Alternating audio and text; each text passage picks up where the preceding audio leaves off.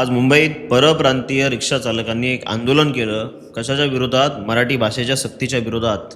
महाराष्ट्रामध्ये तुम्हाला जर रिक्षा चालवायची असेल, टॅक्सी चालवायची असेल, तर तुम्हाला मराठी बोलता येणं अनिवार्य आहे, असा कायदा, असा जी-आर आपल्या राज्य सरकारने म्हणजे आपल्या परिवहन खात्याचे मंत्री प्रताप सरनाईक यांनी तो जी-आर काढला, आदेश काढला. त्या आदेशाच्या विरोधामध्ये आज हे आंदोलन करत आहेत महाराष्ट्रामध्ये, मराठी भाषेच्या विरोधात आंदोलन. पण ह्या लोकांना 3 महिन्याचा टाइम पिरियड दिला होता प्रताप सरनाईकांनी मराठी शिकण्यासाठी म्हणून, आणि ते टाइम लिमिट संपल्यामुळे त्याच्यावरती आता कारवाई सुरू झाली. आणि या कारवाईच्या विरोधामध्ये हे परप्रांतीय आलेले हे लोंडे, हे भैये आज मराठी भाषेच्या विरोधामध्ये आंदोलन करतात. दुसऱ्या राज्यातनं इकडे येतात पोट भरायला. स्वतःचं राज्य भिकेला लागलंय. तिकडे ह्यांना नोकऱ्या भेटत नाहीये, तिकडे ह्यांना कोणी विचारत नाही, तिकडे नोकऱ्या भेटत नाही. त्यांच्या राज्यकर्त्यांनी त्यांच्या राज्याची अक्षरशः वाट लावून ठेवलेली आहे सगळी. ते इकडे येतात पोट भरायला आणि इथे येऊन इकडच्याच भाषेला विरोध करतात.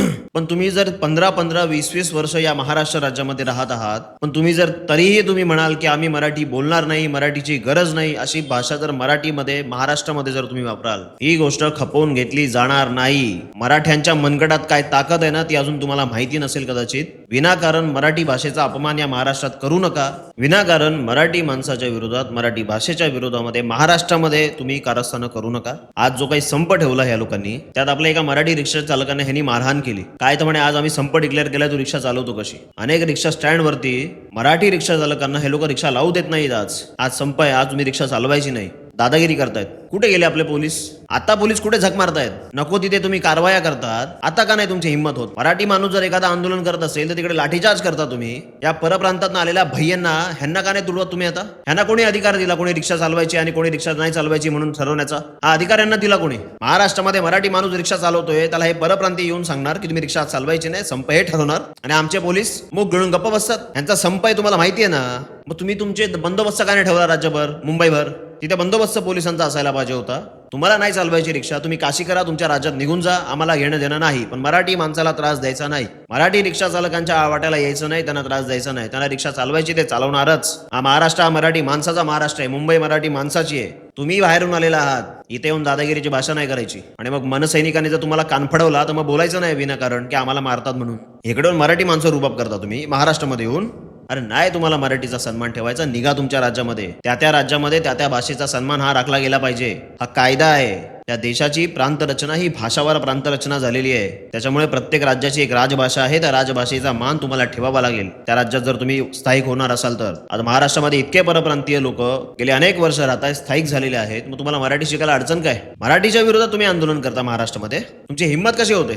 तुम्हाला एक गोष्ट मी सांगतो, हे परप्रांतीय जे नाटकं करतात ना हे लोक, मराठी माणसाला त्रास देणं वगैरे, संप-बिंप, ही संपा-बिंपाची नाटकं इकडे महाराष्ट्रात नाही करायची. तुम्हाला काय आम्ही तुम्हाला सांगितलं नाही रिक्षा चालवायला इथे तुम्ही इतके वर्ष तुम्हाला रिक्षा चालवायला दिली ना आपल्या लोकांनी, राहू दिलं ना इथे महाराष्ट्रामध्ये, ती मेहरबानी समजा. जसं तुम्हाला रस्त्यावरती उतरता येतं, जर मराठी माणूस रस्त्यावरती उतरला ना, एकाला पण मुंबईत राहता येणार नाही, एवढं लक्षात ठेवा तुम्ही. महाराष्ट्रात राहताय, महाराष्ट्रामध्ये व्यवसाय करताय, धंदा करताय, पोट भरताय, नोकऱ्या करताय, तर महाराष्ट्राच्या राजभाषेचा सन्मान हा तुम्हाला ठेवावा लागेल. इकडे येऊन दादागिरी चालणार नाही की आम्ही मराठी नाही बोलेंगे, हिंदी बोलेंगे. हिंदी राष्ट्रभाषा नाही. राष्ट्रभाषेचा निर्णय भारतात झालेला नाही. त्या हिंदी भाषा तुमच्याकडे ठेवायची. महाराष्ट्रात आल्यावरती फक्त मराठी. हे महाराष्ट्रामध्ये जो रुबाब तुम्ही करता ना इकडे, क्यू मराठी बोलणं, क्यू तुम्ही गांडीत दम आहे, जा तिकडे साऊथमध्ये, त्या तमिळमध्ये जा, तमिळनाडूमध्ये जा, कर्नाटकमध्ये जा, हाय दम, जाऊन तिकडे बोलून दाखवा. जिवंत परत आला तर मानीन मी. महाराष्ट्राला शानपणा शिकवताय हा भाषेचा, आमच्याच इकडे येत आहे पोट भरायला, आणि आमच्याच भाषेवरती तुम्ही दादागिरी करताय, आमच्या भाषेला विरोध करताय महाराष्ट्रामध्ये. आमच्या वाट्याला जाऊ नका. हे हिंद प्रांतावर राज्य करणारे मराठी माणसं आहेत, त्यांच्या मनगटाची परीक्षा घेऊ नका, अंत पाहू नका आमच्या सहनशक्तीचा. हा मराठी माणूस जर पेटून उठला तर तुमचं या महाराष्ट्रामध्ये राहणं मुश्किल होईल. आम्ही प्रेमाने राहतोय ना, आम्ही बोलतो ना हिंदी, तुम्हाला मराठी बोलायला अडचण काय? बरं, हिंदी का तुमची मातृभाषा आहे का?